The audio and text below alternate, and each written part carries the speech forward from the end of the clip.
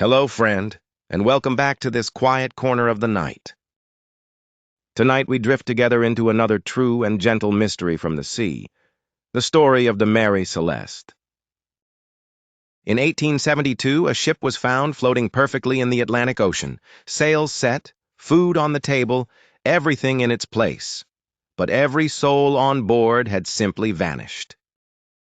What happened remains one of the most haunting yet strangely beautiful riddles in maritime history.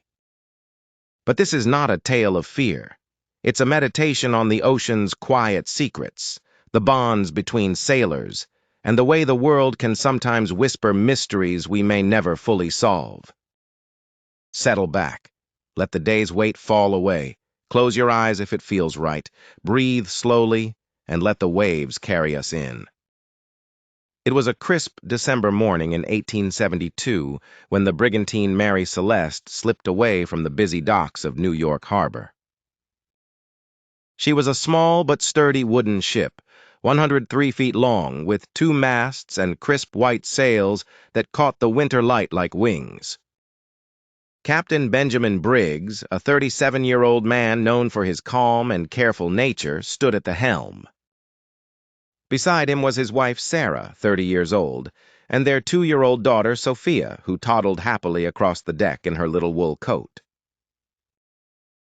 The crew of 7, all experienced sailors, moved with the easy rhythm of men who had spent years together at sea.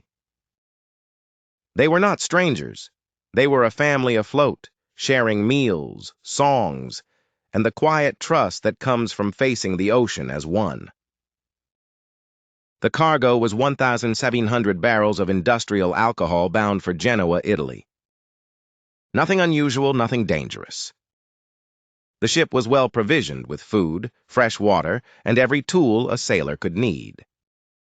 As the Mary Celeste cleared the harbor and turned eastward into the open Atlantic, the crew waved goodbye to the fading coastline. The logbook entries were brief and ordinary: fair winds, calm seas, the child laughing in the cabin. Captain Briggs wrote with steady handwriting, noting the date, the course, and the gentle progress of the voyage. Everything felt right.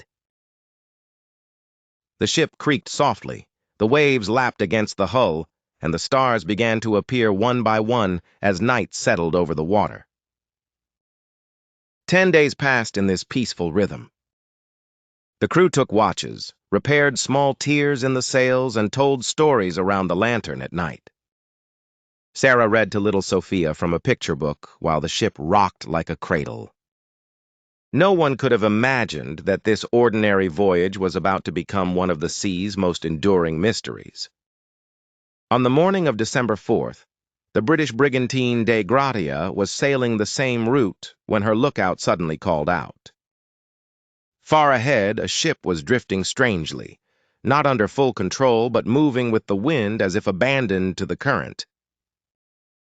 The captain of the Dei Gratia ordered his crew to approach. They hailed the vessel again and again. Silence answered. No flags, no signals, no voices, only the lonely creak of rigging and the slap of waves. When they finally boarded the Mary Celeste, what they found would puzzle the world for more than 150 years. The Mary Celeste was completely deserted, yet in perfect order. The sails were set for a gentle breeze, the wheel was lashed, and the ship was sailing under her own power as though the crew had simply stepped away for a moment. Below deck, the beds were neatly made, the captain's cabin tidy with charts still spread on the table, and the logbook open to the last entry dated November 25th. Nothing alarming, nothing hurried. Plates with leftover food sat on the table. A child's toy lay on the floor, and a thimble rested beside Sarah's sewing basket as if she had paused mid-stitch. The cargo of alcohol was untouched except for 1 barrel that had leaked slightly, but there was no fire, no explosion, no sign of damage. The lifeboat was missing. That was the only thing gone. The ship's sextant and chronometer, the most valuable navigation tools any captain owns, were left behind. The compass was still in its binnacle. There was no blood, no broken furniture, no marks of struggle or panic. It was as if every person on board had calmly walked off the ship and into the sea, or into something the waves have never explained.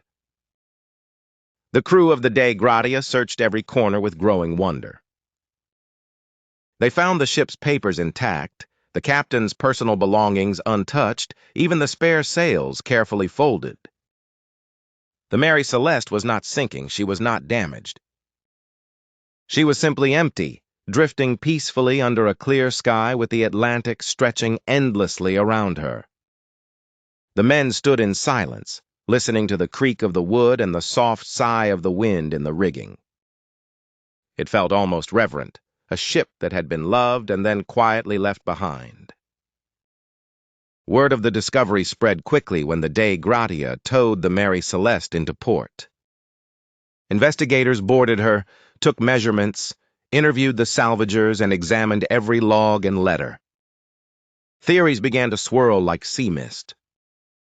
Had a sudden waterspout frightened the crew into the lifeboat?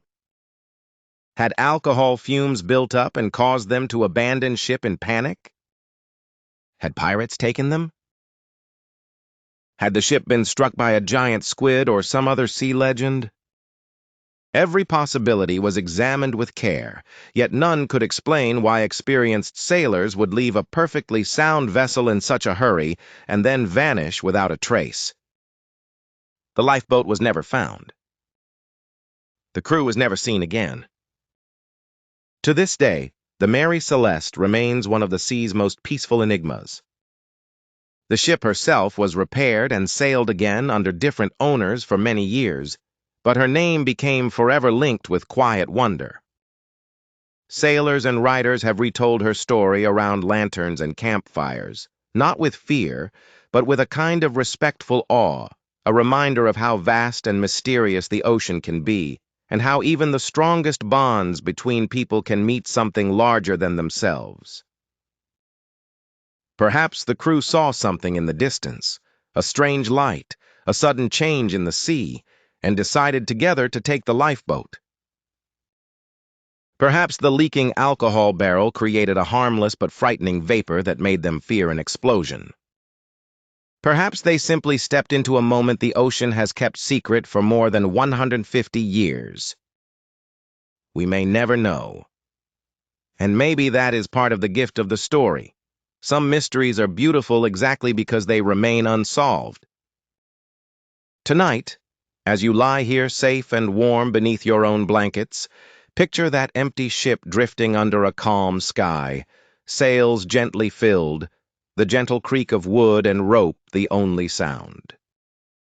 The plates still on the table, the child's toy on the floor, the lantern glowing softly in the cabin. The crew is not gone in tragedy. They simply stepped into a mystery the waves have kept safe all this time. You are safe. The sea cannot reach you here. Whatever unknowns tomorrow holds, tonight you may rest. Thank you for sharing this night with the Mary Celeste. If her gentle mystery brought you a measure of peace, I'd be grateful if you left a quiet like or subscribed. It helps this channel grow into the kind of legacy I hope to pass on one day. More atmospheric bedtime narratives are coming, each one crafted with care for moments exactly like this. Until the next quiet hour, sleep deeply. The ocean keeps its secrets, and you may keep yours. Good night.